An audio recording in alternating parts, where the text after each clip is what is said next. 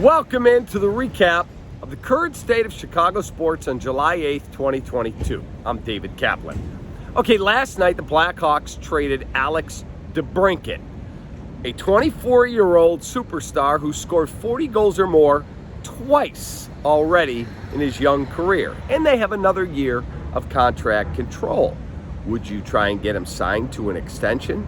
Oh, I don't know, maybe a 5-year extension so you have him through his prime years of his 20s? Not the Blackhawks, because they're so poorly run and they're in such a bad spot, they feel like they have no other choice but to trade this guy for 3 draft picks, none of whom will impact your team in 2022-2023. That's right, young kids who have to develop. Nothing in that trade says we're trying to at least give you a decent product next season. Okay, so they're rebuilding. How about the Bears? Latest news they made, their 3rd player arrested in the offseason. That's right.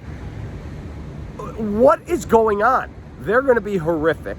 They are going to be tanking. They're going to be horrible. And they've had 3 players arrested in the offseason. How about the Cubs? The Cubs are playing against the Dodgers right now in LA. Guess what? When you watch those 2 teams play last night, give the Cubs and David Ross credit. I say it every day. They play hard, they battle. One team, and not the Cubs, puts out superstars at almost every position and also shows you player development, guys that they grew in their system. Oh, and they have the highest payroll or the 2nd highest payroll in the sport. They're trying to win. Chicago Cubs did not try to win this year. That's offensive. That's offensive.